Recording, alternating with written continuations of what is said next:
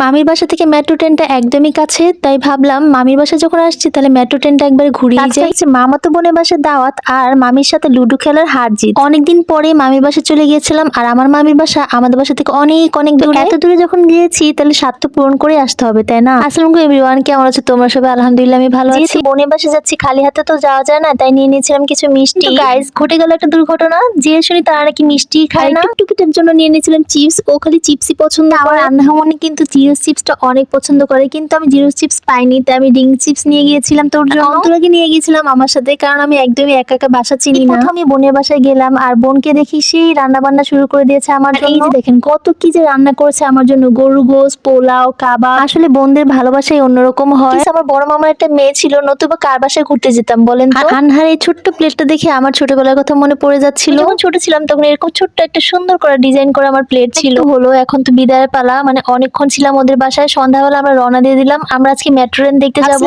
Guys আজকে metro train দেখতে যে মেট্রো ট্রেনে উঠেই ছাড়বো। তো গাইজ দুর্ভাগ্যবশত তার ট্রেনে উঠতে পারলাম না, কারণ ট্রেনের সব টিকিট শেষ হয়ে গিয়েছিল। 7টা বা 7:30 বাজে, এত জলদি ট্রেনের সব টিকিট শেষ হয়ে গিয়েছে। অন্তরা বললো চলো আমরা একটু লাইব্রেরিতে দেখায় আসি তোমাকে। 10 নম্বরে নাকি অনেক সুন্দর একটা লাইব্রেরি আছে, সেটা দেখাতে নিয়ে গেল আমাকে। যেও সেই একই দশা, আজকে নাকি লাইব্রেরি বন্ধ, কারণ আজকে লাইব্রেরিতে মেলা হচ্ছে। আপনারা আগামীকাল আসেন, আজকে তো লাইব্রেরি বন্ধ।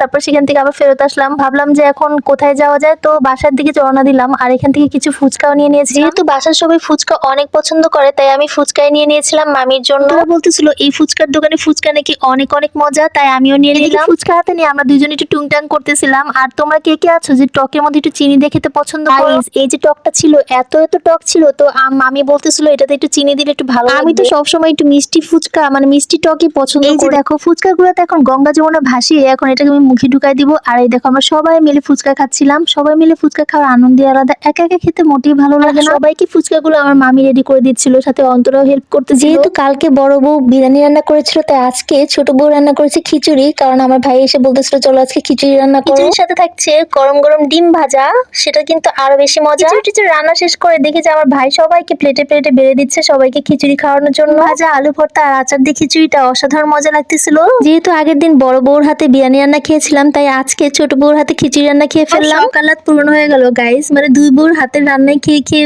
চলে আসছে। ছোট বউকে অনেক অনেক থ্যাংক ইউ এত সুন্দর মজাদার খিচুড়ি খাওয়ানোর জন্য। আমরা সবাই উনো খেলতে, প্রথমে আমরা ছোট বউর সাথে উনো খেলতেছিলাম, পরে বড় মামি আমাদের সাথে লুডো খেলা শুরু করে দিয়েছে। ছোট ছিলাম তখন নানুর সাথে লুডো খেলতাম, অনেক ভালো লাগতো। তারপরে এখানে যে বড় মামি যখন সঙ্গ দিচ্ছিল অনেক ভালো লেগেছে। এখন আবার তোমরা জিজ্ঞেস করে নাই লুডো খেলে কে জিতেছে, কারণ আমার একদমই মনে নেই। মনে আগে মামি বলতেছিল চলো তোমরা একটু দুধ খেয়ে নাও, আর এটা ছিল খাঁটি দুধ, মামি নাকি অনেক দূর থেকে নিয়ে আসে এই দুধটা। অনেক মজা মজা কাটলো, সাথে রাতের বেলাও কিন্তু আমরা মজা করেছি। সবাই কিন্তু লেপ গায়ে দিয়ে টিভি দেখতেছিলাম আর লুডো খেলতেছিলাম। আমি বাসায় 3 রাত থেকে ঠিক শুক্রবার সকালবেলা বাসায় ফেরত আসলাম। অসংখ্য ধন্যবাদ এত ভালোবাসার জন্য। Thanks for watching, tata.